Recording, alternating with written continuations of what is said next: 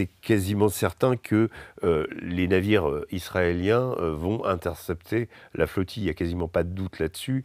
Et que l'objectif de briser le blocus et d'amener des denrées alimentaires, des produits de première nécessité aux Palestiniens dans la bande de Gaza est à mon avis illusoire.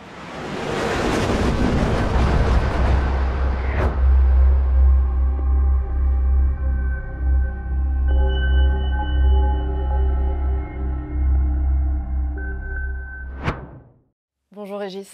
Bonjour Aïcha. Vous avez l'air fatigué Régis. Non, écoutez, ça va, l'actualité me tient éveillé jusqu'à des heures tardives, je dirais. Voilà pourquoi. Régis, les membres de la flottille humanitaire Soumoud en direction de Gaza constatent des manœuvres navales israéliennes visant à intercepter cette flottille. C'est une actualité qui s'ancre dans un contexte particulier, celui du nouveau plan de paix porté par Donald Trump. Oui, alors en effet, là, on est arrivé dans la zone des turbulences, hein, comme en histoire maritime, il y a toujours des endroits sur Terre. En l'occurrence, les turbulences, pour cette flottille en particulier, c'est la zone où les précédentes flottilles ont été interceptées par la marine israélienne.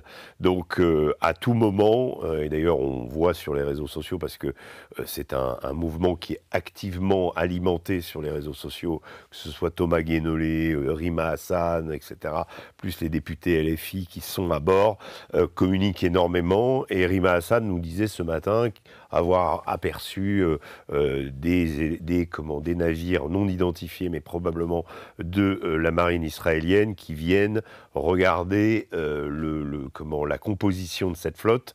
Et apparemment, ce qui est différent des fois précédentes, juste d'un point de vue de la structure de la flottille, c'est le nombre. Et pour la marine israélienne, évidemment, ça sera plus compliqué d'appréhender tous les navires. Il y a des protocoles que les membres de cette flottille doivent mettre en place en cas d'abordage des navires israéliens.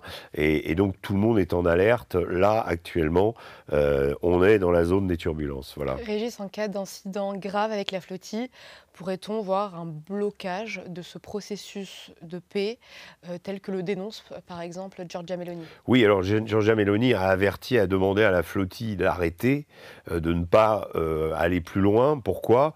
Parce qu'elle considère que le processus enclenché avec la proposition, le plan Trump pour Gaza,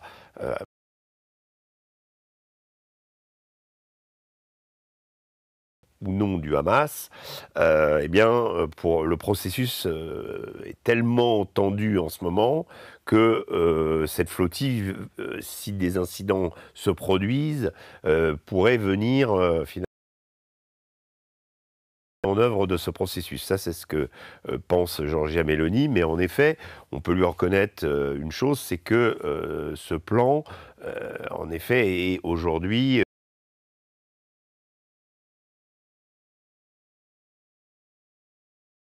de Gaza qui est accepté. Il y a des choses qui étaient peut-être inconcevables il y a encore 2-3 jours, et là avec Trump, on arrive à finalement un nouvel espoir, avec un retour complet des otages également, une amnistie pour les membres du Hamas.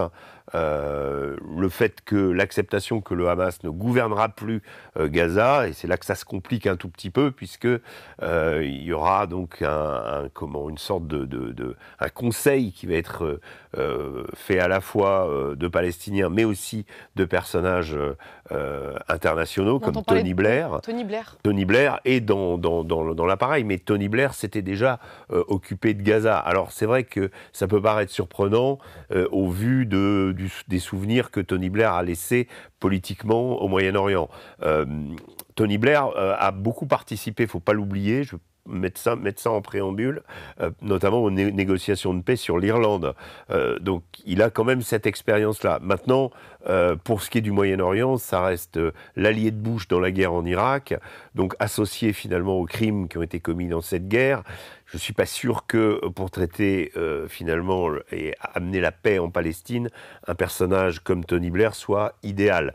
Voilà, c'est plutôt parce qu'on n'avait personne d'autre mais en tout cas, Trump aussi est de la partie. Il dirigera cette instance pendant un moment, avant qu'un gouvernement, on va dire, nouveau, on ne sait pas très bien où ça va aller, mais prenne la place. Et si tous ces processus sont observés et que finalement la guerre ne redémarre pas. Donc voilà, on sent bien qu'autour de cette négociation, il y a une pression énorme sur le Hamas.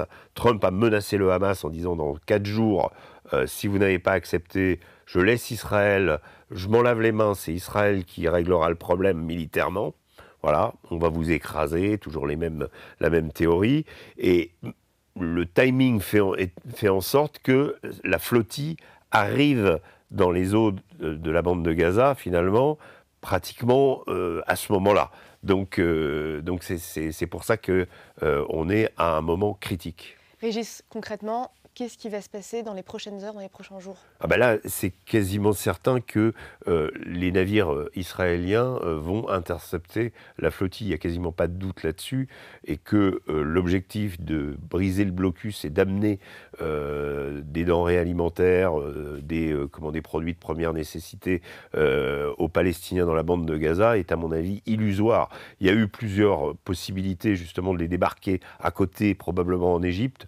Ça n'a pas été le cas. Ils veulent aller jusqu'au bout et l'armée israélienne, en tout cas la marine israélienne, ne fera pas, ne laissera pas faire. Donc, on va être, mais avec une flottille, encore une fois, d'une importance bien plus grande que dans les précédentes éditions. Et on va probablement assister à la même chose, c'est-à-dire une incarcération pendant quelques jours des ressortissants et une expulsion via des vols commerciaux, comme ça s'était produit avec Rima Hassan la dernière fois, qui avait repris un vol Air France depuis Tel Aviv. Régis, estimez-vous que cette vague de reconnaissance de l'État palestinien par notamment la France, le Canada, a changé un petit peu la donne ?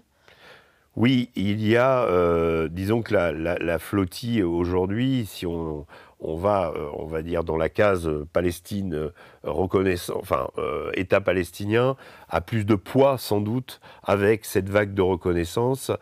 C'est d'ailleurs, je pense aussi une raison pour lesquelles Benjamin Netanyahou en veut particulièrement à Emmanuel Macron, parce que Emmanuel Macron en politique internationale n'a pas connu jusqu'à présent beaucoup de succès, c'est le moins qu'on puisse dire. Simplement là-dessus, il a créé un effet boule de neige qui a entraîné d'autres pays, y compris l'Angleterre.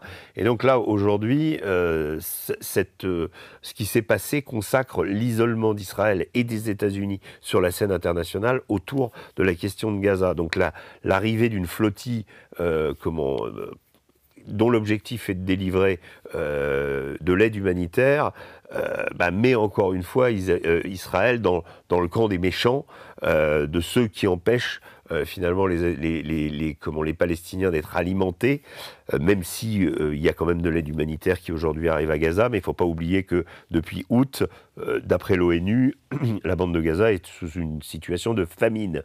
Donc là, encore une fois, voilà, on se retrouve dans une guerre de communication que les Palestiniens, aidés par cet afflux de reconnaissance de l'autorité de l'État palestinien, finalement se trouvent en position de force et gagnent encore cette guerre de la communication. Merci Régis. Merci Aïcha.